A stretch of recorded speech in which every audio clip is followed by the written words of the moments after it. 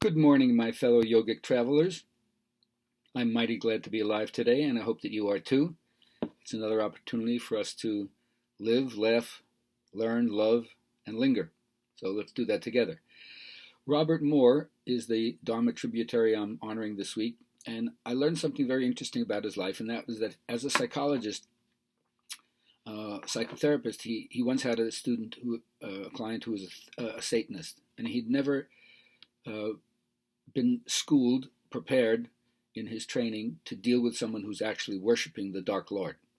So he had to do some research on this, and every time the person would talk about getting into the coven with the other witches, they would talk about entering the sacred circle, the magic circle. And so that's where he started doing his research. And when he started looking into sacred circle, what he found was that there were 90 pages of bibliography about the king.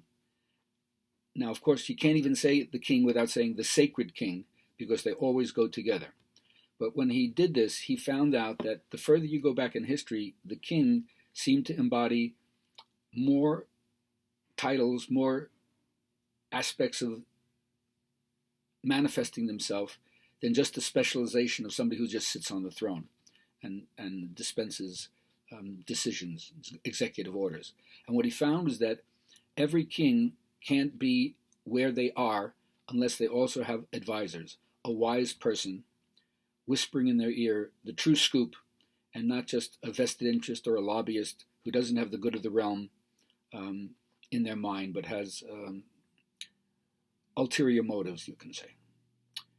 But not only does the king need to have someone giving them wisdom so they can make informed decisions about the benefit that everybody in the realm needs to get, because that's the purpose of why they're there, to bless and liberate everyone in their realm.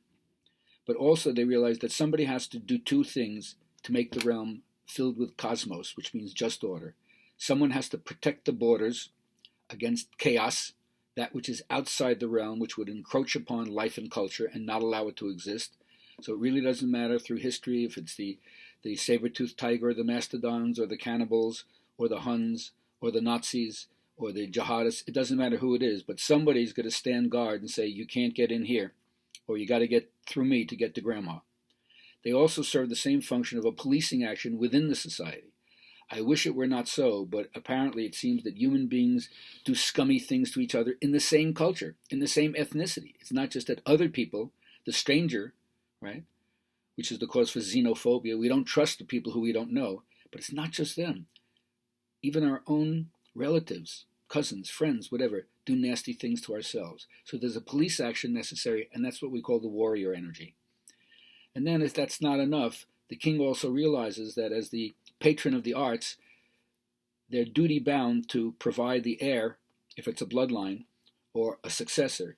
So there's a fertility or creativity aspect that also goes to the king, and the king shows everyone how to appreciate life and be grateful for everything you have, and that's the lover aspect. And strangely enough, as a neo-Jungian, Moore discovered that it was easy to overlap this quadrated order onto Jung's four types of thinking, feeling, intuiting, and sensing. And so that's how he came up with these four archetypes called king, magician, warrior, and lover. But it wasn't just, there was a masculine aspect of this, that apparently Jung had a female lover, Toni Wolff, and she did research, especially finding things from the Egyptian Book of the Dead onward that indicate that there were four divine couples, so that there was a feminine aspect for everything that Robert Moore was discovering about the male or patriarchal aspect, that for every king in the matriarchy there was a queen. For every wise man there was a crone, not giving a negative label to the female witch aspect, called a medial woman, the medium, the psychic. She informed the queen what was going on. Just like Arthur had Merlin, so Guinevere had Morgan Le Fay. And then there was the Amazon warrior, women who kicked ass, like Boudica in England, the Celt who fought the Britons.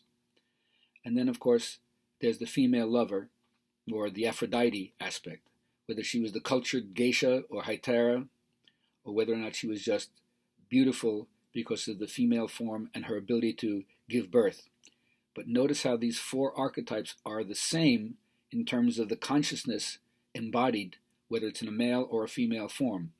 So tomorrow I'm going to talk more about these four archetypes, their shadows, what to watch out for when you access them inadequately and express them inappropriately, and also the locations, the places where these particular archetypal energies are best accessed or understood.